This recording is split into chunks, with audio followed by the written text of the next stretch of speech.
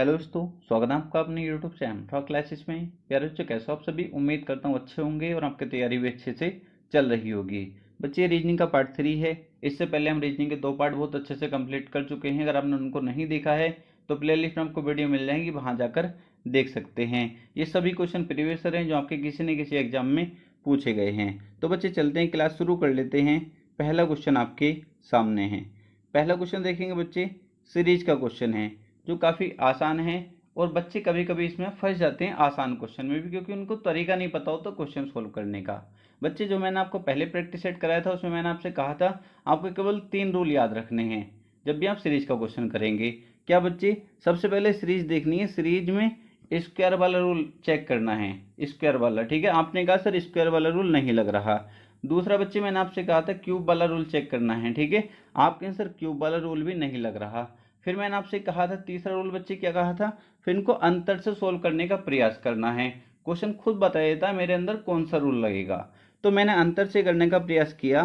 Sir पहले 100 था, फिर 100 से कितना हुआ, 52 हुआ। कितना माइनस हुआ? आप कहेंगे सर 48 माइनस हुआ है। फिर उसके बाद बच्चे 52 से मैंने देखा 28, 52 से 28 हुआ बच्चे, कितना माइनस हुआ है? आप कहेंगे सर 24 माइनस हुआ है। कितना? 24 माइनस हुआ है। उसके बाद बच्चे 28 से कितना हो गया, 16 हो गया। मतलब 28 में से कितना माइनस हुआ? आप कहेंगे सर 12 माइनस हुआ है। उसके बाद बच्चे आपने देखा यहाँ पर कितना माइनस हुआ है, 16 से 10 हो गया। आप कहेंगे सर 6 माइनस होगा। अब बच्चे आप बताएंगे मुझको कितना माइनस होने वाला है। पहले 48, फिर 48 का आधा 24 माइनस हुआ, फिर 12 माइनस हुआ, फिर 6। अब आप कहेंगे सर 3 माइनस होगा। जब 10 में से 3 माइनस होगा यहाँ पर कितना आ जाएगा, 7। ऑप्शन नंबर बी हमारा करेक्ट आंसर हो जाएगा। हर बच्चा इस क्वेश्चन को सॉल्व कर सकता था। हो सकता था किसी के दिमाग में और भी रूल आ जाता, क्योंकि जब आप ज़्यादा प्रैक्टिस करेंगे तब आपके दिमाग में कई सारे रूल काम कर सकते हैं एक सीरीज में ही। कुछ बच्चे कहेंगे सर ऐसे भी तो कर सकते थे। सर इसका आधा करा, इसका आधा करा, +2 कर दिया। मतलब इसको 2 से कैसे रूल बच्चे, ऐसे, इस तरीके से। पहले इसको भाग करो 2 से, फिर 2 जोड़ दो। बच्चे भाग करो 2 से, 2 जोड़ दो। भाग करो 2 से, वही बात है। ठीक है, 2 जोड़ दो। भाग करो 2 से, 2 जोड़ दो। अब यहां भाग करेंगे 2 से, 5, और फिर 2 जोड़ेंगे, कितना मिल जाएगा, 7 मिल जाएगा। आंसर वही मिलना है, पर रूल सेम काम करना चाहिए। बिल्कुल सभी में वही रूल लगना चाहिए। फिर क्लियर है? आपके आंसर बिल्कुल क्लियर है। तो किसी बच्चे के दिमाग में कैसे भी रूल काम कर सकता है, प्रैक्टिस आपकी ज़्यादा होनी चाहिए। मैं हर टाइप का क्वेश्चन आपको प्रैक्टिस करा दूंगा। नेक्स्ट क्वेश्चन देखेंगे। नेक्स्ट क्वेश्चन काफ़ी इजी है। वास्तुकार का संबंध भवन से है, तो मूर्तिकार का संबंध किससे होगा? 4 ऑप्शन आपको दिए गए हैं। ठीक है, ये अनुपात का साइन लगा है यहाँ पर, तो आपको समझ जाना चाहिए कि इसका रिलेशन इससे है, तो फिर इसका रिलेशन बताना है किससे होगा। तो अब सबसे पहले हमको देखना होता है ये रिलेशन आपस में किस प्रकार संबंधित है। तो आप कहेंगे जिस प्रकार वास्तुकार क्या करता है, भवन का निर्माण करता है। वास्तुकार क्या करता है बच्चे, भवन का निर्माण करता है। तो मूर्तिकार किसका निर्माण करता है, प्रतिमा का निर्माण करता है। किसका बच्चे, प्रतिमा। ऑप्शन नंबर डी हमारा करेक्ट आंसर हो जाएगा। किसी बच्चे को कोई दिक्कत नहीं होनी चाहिए। नेक्स्ट क्वेश्चन देखेंगे, क्वेश्चन नंबर 3 ब्लड रिलेशन का क्वेश्चन है, काफी इजी है। इसमें क्या बोला गया है, बी का भाई ए है। बी का भाई, बी का भाई ए है। बी का भाई। बच्चे पूरा चैप्टर मैंने कराया, अगर आपसे नहीं आते ये क्वेश्चन तो आप सर्च करेंगे blood relation by Amroha classes, पूरा चैप्टर आपके सामने आ जाएगा। ठीक है, ये सब कुछ मैंने वहां पर समझा रखा है। बी का भाई ए है, सी की पुत्री बी है। सी की पुत्री है ये, सी की पुत्री है। फीमेल है तो माइनस लूंगा, मेल होगा तो प्लस लूंगा। ये फैमिली ट्री मैंने आपको बनाना सिखा दिया था। और ए के पिता डी हैं, ए के पिता डी हैं, पिता डी हैं। क्लियर है? तो बच्चे ये कौन सी होगी, ये फीमेल होगी। क्लियर है इतनी बात? तो आपका आंसर बिल्कुल क्लियर है। तो आपसे क्या पूछा गया, तो सी डी से किस प्रकार संबंधित है। सी डी से, तो ये आपस में कौन हो गए बच्चे, पति पत्नी हुए या नहीं। इसने बोला सी डी से, किससे, डी से। तो डी की कौन है, ये सी पत्नी है। ऑप्शन नंबर बी हमारा करेक्ट आंसर हो जाएगा। काफ़ी इजी क्वेश्चन था, उम्मीद करता हूँ समझ पाए होंगे। अगर आपको नहीं समझ आता तो कमेंट जरूर करिए, जिससे मुझे पता चल जाएगा कितने कमज़ोर बच्चे हैं, आपको आता है या नहीं आता। अगले प्रैक्टिस सेट में और डिटेल में आपको समझा पाऊंगा। नेक्स्ट क्वेश्चन देखेंगे, क्वेश्चन नंबर 4। क्वेश्चन नंबर 4 बच्चे काफ़ी इजी क्वेश्चन है। इसमें क्या कहा गया है, इसमें कहा गया है CAFD को IGLJ लिखा जाता है, तो OMRP को क्या लिखा जाएगा। ठीक है, सादृश्यता वाले चैप्टर में ये क्वेश्चन मिलते हैं आपको। इसको बच्चे कोडिंग डिकोडिंग का क्वेश्चन भी कह सकते हैं, क्योंकि ये क्वेश्चन इस तरीके से बनता है कोडिंग डिकोडिंग में।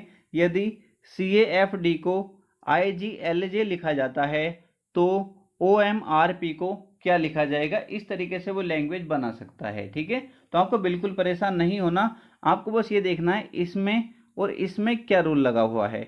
जो रूल बच्चे यहाँ पर है वही रूल हमको यहाँ पर लगाना होगा और हम आंसर तक पहुँच जाएंगे।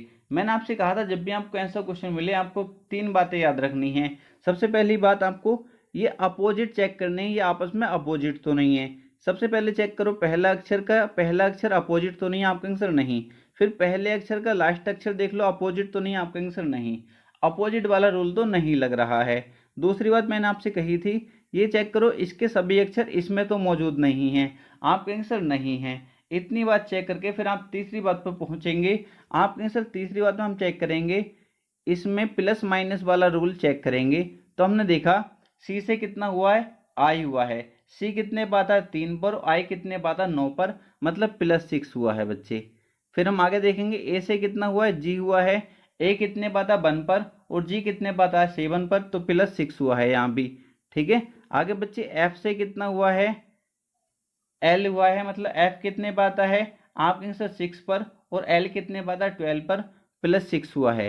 आप समझ गए प्रत्येक में कितना हो रहा है, +6 हो रहा है। तो हमारे रूल समझ आ गया कि इसमें जो है +6 वाला रूल काम कर रहा है। तो बच्चे हम यहाँ पर +6 करेंगे, तो जब हम +6 करेंगे ओ कितने पाता, 15 पे, 15 6 कितने हो गए बच्चे, 21, 21 पे हमारा होता है यू। एम कितने पाता, 13 पर, 13 में 6 करेंगे 19, कितना हो जाएगा एस। तो हम यहीं से आंसर लगा सकते हैं, ऑप्शन नंबर बी हमारा करेक्ट आंसर हो जाएगा। उम्मीद करता हूँ समझ पाए होंगे। अगर आप एक एक प्रैक्टिस सेट को अच्छे से देखेंगे तो आप देखेंगे रीजनिंग आपकी बहुत अच्छी हो जाएगी, कहीं से पढ़ने की आपको रीजनिंग ज़रूरत नहीं है। हर टाइप का क्वेश्चन मैं आपको इन प्रैक्टिस सेट में करा दूंगा। नेक्स्ट क्वेश्चन देखेंगे, क्वेश्चन नंबर 5। क्वेश्चन नंबर 5 है, यदि प्लस का अर्थ घटाना, माइनस का अर्थ गुणा, भाग का अर्थ जोड़ तथा गुणा का अर्थ भाग है, तो ये इक्वेशन आपको दे रखी है, इसकी वैल्यू आपको बतानी है। कुछ भी नहीं है, बिल्कुल आसान है। कितना दिया, 15। फिर उसके बाद बच्चे कौन सा साइन है, आपके आंसर माइनस। माइनस का अर्थ क्या है, गुणा, तो गुणा लगाएंगे। फिर 3। फिर उसके बाद कौन सा साइन है, प्लस का साइन है। प्लस का अर्थ क्या है बच्चे, घटाना, माइनस लगाएंगे 10। ठीक है बच्चे, फिर उसके बाद क्या है, गुणा। गुणा का अर्थ क्या बोला था इसने, आपका आंसर गुणा का अर्थ है भाग। भाग है बच्चे, तो आप भाग का साइन लगाएंगे और यहाँ लिखेंगे 5। ठीक है, फिर बच्चे क्या है, भाग है, भाग का अर्थ क्या बोला है इसने, भाग का अर्थ है जोड़, तो जोड़ लगाएंगे बच्चे 5। बताओ यहाँ पर कोई दिक्कत तो नहीं है। अभी जो बोला गया था वो किया है मैंने इक्वेशन में। इक्वेशन में क्या किया है, जो जो इसने बोला था वो किया है, और कुछ भी नया नहीं किया। इतना करके बस आपको इक्वेशन सोल्व कर देनी है। अब कैसे करेंगे इक्वेशन सोल्व, मैंने आपको बच्चे क्या बताया था, बोर्ड मास रूल, बोर्ड मास। ठीक है, आप बहुत अच्छे जानते होंगे, इसके थ्रू ऐसे क्वेश्चन सोल्व करते हैं। सबसे पहले इस इक्वेशन में अगर कहीं ब्रैकेट होती तो ब्रैकेट सोल्व करता। उसके बाद अगर इस इक्वेशन में ऑफ होता, ऑफ मतलब का लगा हुआ होता, तो उसको सोल्व करता। पर इसमें ना तो ब्रैकेट है ना ऑफ है, तो उसके बाद डिवाइड को सोल्व करेंगे। किसको सोल्व करेंगे, सबसे पहले डिवाइड को सोल्व करेंगे। तो डिवाइड सोल्व करेंगे, 5 दूनी 10। ठीक है, कितना हो गया, ये बच्चे डिवाइड सोल्व हो गया, और तो कहीं नहीं है, डिवाइड नहीं है। फिर उसके बाद मल्टीप्लाई को सोल्व करेंगे। मल्टीप्लाई बच्चे ये है, 15 तिया 45, और यहाँ -2 प्लस के 5। आप आसानी से कर पाएंगे, 45 और 5 50, -2 करेंगे 48 हमारा करेक्ट आंसर हो जाएगा। Option number B correct answer बच्चे। ठीक है, बच्चे अगर आपको वीडियो अच्छा लगे वीडियो को लाइक जरूर कर दिया करो और चैनल को सब्सक्राइब जरूर कर लेना। नेक्स्ट क्वेश्चन देखेंगे क्वेश्चन नंबर 6। क्वेश्चन नंबर 6 देखेंगे, यदि एक दर्पण को दी गई रेखा पर रखा जाए तो दी गई उत्तर आकृतियों में से कौन सी आकृति प्रश्न आकृति का सही दर्पण प्रतिबिंब होगी। बच्चे ये आकृति आपको दे रखी है और ये आपका दर्पण रखा हुआ है, ठीक है। आपको ये जो आकृति दी है इसका दर्पण प्रतिबिंब बनाना है तो आप बहुत आसानी से बना पाएंगे। इसका प्रतिबिंब किधर बनेगा बच्चे, इधर इसका प्रतिबिंब बनने वाला है, ठीक है, इधर इसका प्रतिबिंब बनने वाला है। आप कहें सर बिल्कुल ठीक है, कैसे बनेगा, आप कहेंगे सर इस तरीके से बनेगा, ठीक है बच्चे, इतना कर लिया। आप कहेंगे सर बिल्कुल। तो ऐसी आकृति बनते ही आपके दो ऑप्शन तो ये कट गए, ये भी कट गया, ये भी कट गया, दो ऑप्शन तो देखते ही कट गए। आप कहें सर बिल्कुल ठीक है। अब ए बचा और डी बचा, ए डी भी कैसे कटेंगे, सबसे पहले लाइन खींचेंगे, इसके अंदर जो लाइन है ये इस तरीके से खींच दी, फिर आप देखेंगे सफ़ेद, ये जो इस तरीके से है दो पार्ट में कटा हुआ, ठीक है, ऊपर को ब्लैक है और नीचे को बच्चे वाइट है। तो यहाँ पर जो रहने वाला इधर साइड जो रहेगा बच्चे कैसा रहेगा, वाइट रहेगा। तो बच्चे देखते ही आप बता पाएंगे सर ऑप्शन नंबर ए हमारा करेक्ट आंसर हो जाएगा। बिल्कुल इजी क्वेश्चन था, देखते ही आप लगा सकते थे। नेक्स्ट क्वेश्चन देखेंगे क्वेश्चन नंबर 7। बच्चे क्वेश्चन नंबर 7 काफ़ी आसान है, ठीक है, ये कोडिंग डिकोडिंग के अंतर्गत आते हैं इस टाइप के क्वेश्चन। इसमें क्या बोला गया है, इसमें कहा गया है यदि गार्डन को कूट अंकों में 32, 57, 64 और वाटर को 92, 16, 5 लिखा जाए तो वार्डन शब्द को उन्हीं कूट अंकों में कैसे लिखा जाएगा, ठीक है। तो कभी कभी क्या करता है बच्चे, वो इनको क्या करता है, मान लो जी का 7 पाता तो 7 लिख देगा, ए कितने पाता 1 तो 1 लिख देगा, आर कितने पाता 18 तो इस तरीके से 18 लिख देगा, डी कितने पाता तो 4 लिख देगा, ई कितने पाता 5 लिख देगा और एन कितने पाता है 14 पर 14 लिख देगा। इस तरीके से कूट अंकों में व्यवस्थित कर सकता है। बट यहाँ पर क्या किया उसने, इस तरीके से बोला उसने गार्डन को कूट अंकों में इतना लिखा है। तो मैंने देखा GARDEN टोटल कितने अक्षर हैं, 1 2 3 4 5 6, 1 2 3 4 5 6 अंक हैं। तो ऐसा हो सकता है कि जी का कोड इसने 3 लिया हो, ए का कोड 2 लिया हो, आर का कोड 5 लिया हो, इस तरीके से हो सकता है। तो ये क्वेश्चन देखते खुद बता देता है। तो मुझसे पूछा गया था वार्डन शब्द को कैसे लिखा जाएगा, तो डब्ल्यू का कोड मैं देखूंगा, तो डब्ल्यू का इसने यहाँ पर कोड यूज किया 9, तो डब्ल्यू का कोड कितना हो जाएगा 9 हो जाएगा। उसके बाद बच्चे ए का कोड कितना है, आप कहेंगे सर ए का कोड 2 है, 9 2। उसके बाद आर का कोड कितना है, आप कहेंगे सर आर ये है तीसरे नंबर पे, तो आर का कोड है 5, आर का कोड कितना है 5 है। तो हम 9 2 5 किस ऑप्शन में है, 9 2 5। आप कहेंगे सर ऑप्शन नंबर ए हमारा करेक्ट आंसर हो जाएगा। यहीं से आप आंसर निकाल सकते हैं, ज़्यादा टाइम आपको खर्च करने की ज़रूरत नहीं है, बिल्कुल आसान क्वेश्चन था। नेक्स्ट क्वेश्चन देखेंगे क्वेश्चन नंबर 8। ऐसे क्वेश्चन में बच्चे फंस जाते हैं। एक क्वेश्चन मैंने पिछले प्रैक्टिस सेट में कराया था, बहुत अच्छे से मैंने समझाने का प्रयास किया था, और यहाँ भी बिल्कुल आसान क्वेश्चन है। क्या बोला गया है, निम्नलिखित में से कौन सा आरेख डॉक्टरों, औरतों और माताओं के बीच संबंध को सर्वश्रेष्ठ चित्रित करता है। ये सबसे इजी क्वेश्चन होते हैं अगर आप ऑप्शन के थ्रू जाएंगे तो, बहुत आसान क्वेश्चन। सबसे पहले आपने देखा एक डॉक्टर है, औरत है और माता है, तीनों को देखते ही आपके दिमाग में इमेज तो बन जाएगी, देखते ही आपके समझ आ जाएगा। सबसे पहले आप सभी वाला रूल चेक करो, सभी वाला रूल कैसे, क्या सभी माताएं औरत होती हैं, हाँ बिल्कुल सभी माताएं औरत तो होती हैं। सभी माताएं, ये माता जो होती हैं, सभी माताएं क्या बच्चे औरत, ठीक है, एम बनाए तो माताएं, सभी माताएं औरत होती हैं। क्लियर है, कोई दिक्कत तो नहीं किसी बच्चे को, आपके सर बिल्कुल ठीक है, कोई भी दिक्कत नहीं है। अब आपने देखा सभी माताएं औरत होती हैं, फिर आपको बच्चा डॉक्टर। अब आप कहेंगे सर औरत, कुछ औरत भी डॉक्टर हो सकती है, कुछ माताएं भी डॉक्टर हो सकती हैं, तो कुछ वाली कंडीशन यहाँ से बनेगी, कुछ वाली कंडीशन ये बनेगी तो ये हमारा किस ऑप्शन में है? आप कहेंगे सर ये तो option number D correct answer हो जाएगा। Option number D correct answer हो जाएगा। फिर एक बार समझिए, सबसे पहले आपने देखा, इन पर निगाह डालिए, डॉक्टर है, औरत है और माताएं हैं। तो पहले सबसे पहले सभी वाला रूल चेक करिए, सभी वाला रूल आपने चेक करा, माता और औरत में आपने सबसे पहले देखा, सभी माताएं जो होती हैं, हमारी मदर जो होती हैं, वो किसके, औरत के अंतर्गत तो आती हैं, औरत तो होती हैं, आदमी थोड़ी ना होती हैं। आपने सर सभी माताएं, ये माताएं किसके अंदर आ गई? औरत के अंदर आ गई। ये तो क्लियर है बिल्कुल, यहाँ तो कोई दिक्कत नहीं है। पर फिर डॉक्टर की बारी आई तो आपने देखा सर कुछ माताएं डॉक्टर होती हैं और कुछ औरतें भी डॉक्टर होती हैं।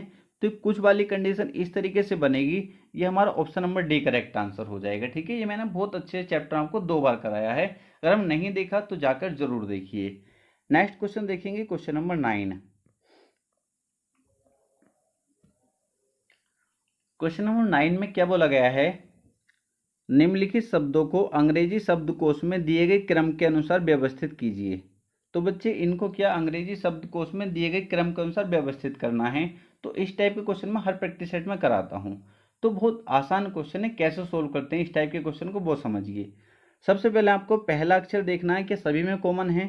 आपने कहा सर पहला अक्षर एल सभी में कॉमन है, सभी में कॉमन है तो उसको हटा देंगे। इतना काम करना है सबसे पहले आपको, ठीक है।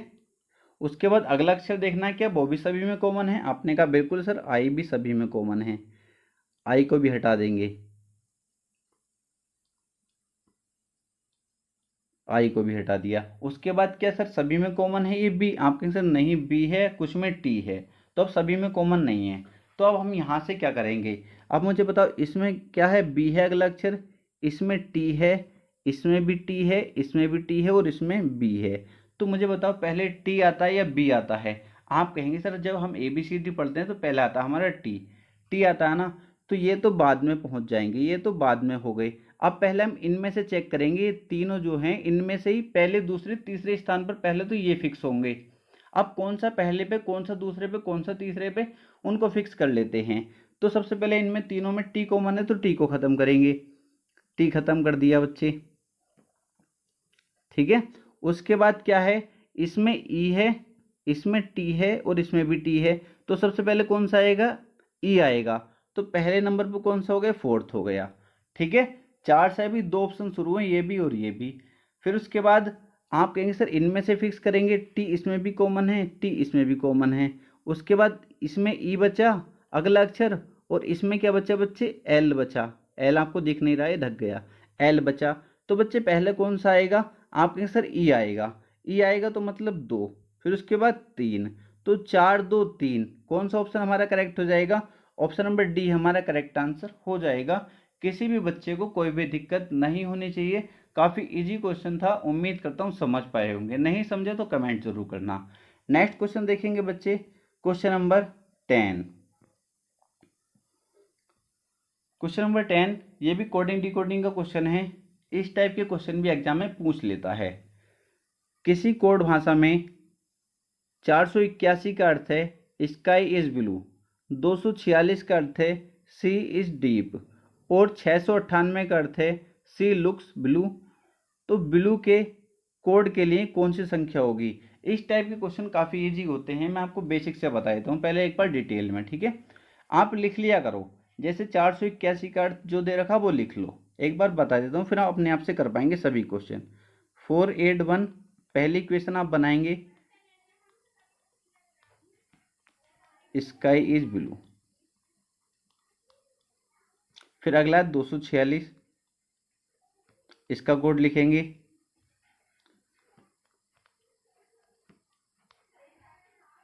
फिर अगला बच्चे 698, इसका कोड लिखेंगे।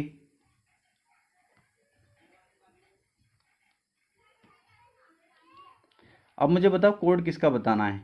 ब्लू के लिए कोड बताना है। अब ये देखो तीन इक्वेशन बना दी मैंने, पहली, दूसरी और ये तीसरी। ब्लू किस किस इक्वेशन में? आप कहेंगे सर पहली और तीसरी में। पहली और तीसरी मैंने तो पहली और तीसरी को पकड़ो। पहली और तीसरी इक्वेशन में देखा मैंने ब्लू यहाँ भी है यहाँ भी है, और पहली और तीसरी इक्वेशन में राइट साइड और तो कुछ कॉमन नहीं है, आप कहेंगे सर और कुछ भी कॉमन नहीं है। फिर इधर लेफ्ट साइड देखेंगे, इधर क्या कॉमन है, 8 कॉमन है, तो वैल्यू का कोड कितना हो गया, 8 हो गया। क्या हो गया बच्चे, 8 हो गया। ऑप्शन नंबर सी हमारा करेक्ट आंसर हो जाएगा। क्या समझ पाए, उम्मीद करता हूँ समझ पाए होंगे। नेक्स्ट क्वेश्चन देखेंगे, क्वेश्चन नंबर 11। क्वेश्चन नंबर 11 बच्चे आपसे पूछा गया है, दी गई अंक श्रृंखला में एक सम संख्या के पहले और एक विषम संख्या के बाद कितने 8 आते हैं। सम संख्या के पहले और विषम संख्या के बाद कितने 8 आते हैं, ये वाला रूल आपको चेक करना है। सम संख्या से पहले और विषम संख्या के बाद कितने 8 आते हैं। ऐसे 8 को देखना है जिससे पहले विषम संख्या और बाद में सम संख्या हो। उम्मीद करता हूँ सम संख्या और विषम संख्या को आप सभी जानते होंगे। तो आप मुझे बताएंगे, एक तो बच्चे 8 ये रहा, ठीक, एक तो 8 ये रहा, इससे पहले क्या है, एक विषम संख्या और बाद में क्या, सम संख्या। ऐसे 8 देखने जिनसे पहले विषम संख्या और बाद में सम संख्या हो। क्या ये वाला 8 काउंट होगा, नहीं, क्योंकि इसके बच्चे आगे भी विषम संख्या और पीछे भी विषम संख्या है। क्या ये वाला 8 काउंट होगा, आप कहेंगे सर नहीं। क्यों नहीं होगा, क्योंकि पहले विषम संख्या होनी चाहिए, बट यहाँ पे क्या, पहले सम संख्या। आगे देखेंगे, क्या ये वाला 8 काउंट होगा, आप कहेंगे सर नहीं। क्या ये वाला 8 काउंट होगा, आप कहेंगे सर बिल्कुल, क्योंकि पहले क्या है, विषम संख्या और बाद में सम संख्या है। उसके बाद बच्चे आगे देखेंगे, क्या ये वाला 8 काउंट होगा, ये वाला 8 काउंट होगा, आप कहेंगे सर ये वाला 8 भी काउंट नहीं होगा। क्या ये वाला 8 काउंट होगा बच्चे, ये वाला, आप कहेंगे सर बिल्कुल, पहले विषम संख्या और बाद में सम संख्या है। तो बच्चे कितने 8 हुए ऐसे, ये वाला 8 काउंट नहीं होगा।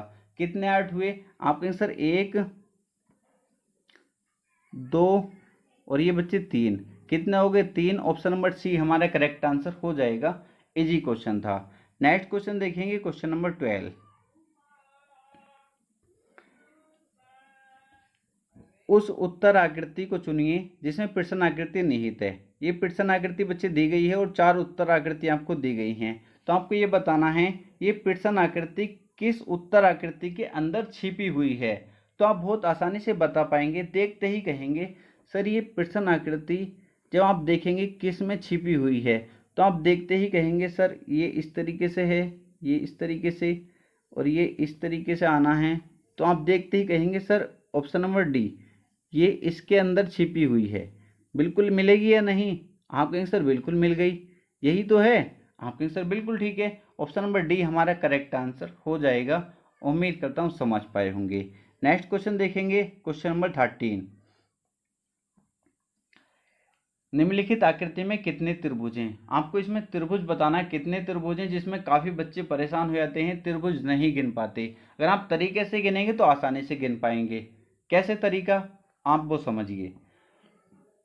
सबसे पहले बच्चे आपको ये पता होना चाहिए, अगर कोई इस तरीके की आकृति दी है, अगर कोई आपसे इसमें त्रिभुज पूछे तो आप डायरेक्ट कहेंगे सर 8 होते हैं। एक ट्रिक जो बताते हैं सब वो इस तरीके से बताते हैं, 1 2 3 4 इस तरीके से गिन लो, उनका डबल कर दो, ठीक है। बट आपको क्या, आप डायरेक्ट गिन भी सकते हैं, इसमें कोई बड़ी बात नहीं है। इसमें आप गिनना चाहो गिन भी सकते हो, ठीक है। इसमें आप गिनना चाहो, 4 तो आपको दिख रहे हैं सीधे सीधे, 4 तो आपको दिख रहे हैं। आप कहेंगे सर एक ये रहा, सर एक ये रहा 6, एक सर ये रहा 7 और एक ये रहा 8, ठीक है। 8 सब जानते हैं। 8 बच्चे आपने आकृति देखी, 8 तो इसमें हुए, ठीक है। मान लो इसके अंदर ये ना होता तो फिर कितने इसके अंदर कितने होते, 8 इसके अंदर होते। तो 8 और 8 कितने हो गए, आप कहेंगे सर 16 तो ये हो गए, 16 तो ये हो गए। बताओ 16 और बच्चे एक ये रहा 17, बिल्कुल ठीक है। और बच्चे एक यहाँ से मिला के यहाँ तक एक ये बनेगा। बच्चे कितना हो गए 18, कितना हो गए 18। ऑप्शन नंबर ए हमारा करेक्ट आंसर हो जाएगा। और कोई त्रिभुज आपको नहीं दिख रहा होगा, आसानी से गिन पाए, बस हमको तरीका आना चाहिए। क्लियर है बच्चे। नेक्स्ट क्वेश्चन देखेंगे, क्वेश्चन नंबर 14। क्वेश्चन नंबर 14 में कहा गया है निम्नलिखित विकल्पों में से वह शब्द चुनिए जो दिए गए अक्षरों का प्रयोग करके नहीं बनाया जा सकता। कोई शब्द दे रखा बच्चे ट्रेडिशनल, इसमें आपको बताना है इसमें जो अक्षर आए हैं इनका प्रयोग करके कौन सा शब्द नहीं बनाया जा सकता। ठीक है, तो आप देखते ही जब चारों ऑप्शन देखेंगे, इसको देखेंगे, तो आप देखते ही कहेंगे सर पहला तो बन सकता है क्योंकि LAID, L ये है, A ये है, I भी है, D भी है, तो पहला तो बनाया जा सकता है। फिर B को चेक करेंगे तो आप एकदम कहेंगे सर B नहीं बनाया जा सकता। आप कहेंगे सर क्यों नहीं बनाया जा सकता, तो मैंने कहा इसमें बताओ कहीं E का प्रयोग हुआ है, आप कहेंगे सर E तो नहीं आया, जबकि इसमें इसने E कहाँ से ला दिया, जबकि उसने कहा था निम्नलिखित विकल्प में वह शब्द चुनिए जो दिए गए अक्षरों का प्रयोग करके नहीं बनाया जा सकता। तो इसके अक्षरों का प्रयोग करके कहाँ बनाया गया है बताओ, ये तो ई अपने पास से ले आया, तो ऑप्शन नंबर बी हमारा करेक्ट आंसर हो जाएगा। नेक्स्ट क्वेश्चन देखेंगे, क्वेश्चन नंबर 15। कथन निष्कर्ष का ये क्वेश्चन है, काफी आसान है। सभी कान हाथ हैं, कोई हाथ नाक नहीं है। उसके बाद निष्कर्ष दे रखे हैं बच्चे और फिर आपको ऑप्शन दे रखे हैं। कैसे करेंगे समझिए अच्छे से। बस जैसा आपको दिया हो कथन, आपको डायग्राम ऐसे ही बनाना, फालतू अपना दिमाग नहीं लगाना। मैं आपसे कहता हूँ एक ही डायग्राम से आप हर क्वेश्चन बनाएंगे, एक डायग्राम से हर क्वेश्चन बनाएंगे। नीचे डिस्क्रिप्शन में नंबर दे रखा है, अगर आप फंसते हो तो मुझे जरूर क्वेश्चन भेजना। ठीक है, ज़्यादा फालतू दिमाग मत लगाया करो। देखो सभी कान हाथ हैं, कान को मैं कैसे लिख देता हूं, सभी कान क्या हैं, हाथ हैं, H बना देता हूं हैंड। ठीक है, इतना बताओ कोई दिक्कत तो नहीं। दूसरा पढ़ा मैंने कथन, कोई हाथ नाक नहीं है। कोई हाथ मतलब इसका रिलेशन इसने मना कर दिया, इसका रिलेशन किससे नहीं है, कोई हाथ नाक नहीं है, तो इसको बना देता हूँ अलग। इसने कह दिया इससे बिल्कुल रिलेशन ख़त्म है। इन दोनों का पहचान लगा दी मैंने कि इन दोनों का आपस में रिलेशन ख़त्म है। ठीक है, फिर हमने निष्कर्ष पढ़ा, कोई कान नाक नहीं है। आपने कहा सर आप बताइए खुद ही, ये इसका हाथ का रिलेशन और नाक का रिलेशन बिल्कुल ख़त्म है, और सभी कान किसके अंदर आ रहे हैं, हाथ के। आप एक तरीके से ये समझिए, ये कान जो है ये अंदर वाला बेटा है किसका, ऊपर वाला इसका क्या है, पिताजी है। ठीक है, जब पिताजी का रिलेशन एक बंदे से पड़ोसी से ख़त्म है तो बेटे का कैसे हो जाएगा बताओ मुझको। आपके सर बिल्कुल ठीक है, कोई कान नाक नहीं है, बिल्कुल ठीक है, ये बिल्कुल ठीक है, कोई दिक्कत किसी बच्चे को नहीं होनी चाहिए। जब इन दोनों का रिलेशन आपस में मना कर दिया तो इसका रिलेशन इससे कैसे हो जाएगा, कान से, मुझे बताओ नाक का रिलेशन। आप कहें सर बिल्कुल ठीक है, समझ पाए। फिर सभी नाक कान हैं, सभी नाक कान हैं, भाई नाक ये है और कान ये हैं, कहाँ इनमें कहाँ है रिलेशन, गलत हो गया। कुछ हाथ नाक हैं, कुछ हाथ नाक हैं, बिल्कुल नहीं है, क्योंकि ये देखो दोनों तो दूर दूर है ना, वैसे ही आप दूर दूर हैं वैसे ही पहचान लेंगे। आपके आंसर बिल्कुल ठीक है, तो केवल फर्स्ट सही है, केवल फर्स्ट। ये तो विद इन सेकेंड क्वेश्चन बन जाते हैं बच्चे, विद इन सेकेंड। ठीक है, तो उम्मीद करता हूँ समझ पाए होंगे। अगर अब भी समझ में नहीं आया बच्चे तो कमेंट जरूर करिए, और आपसे एक ही रिक्वेस्ट करूँगा, आपको वीडियो अच्छा लगे वीडियो को लाइक जरूर करना, और चैनल को सब्सक्राइब जरूर कर देना। मिलते हैं नेक्स्ट प्रैक्टिस सेट में बच्चे। अगर आपकी कोई भी क्वेरी है तो कमेंट बॉक्स में ज़रूर बताइए।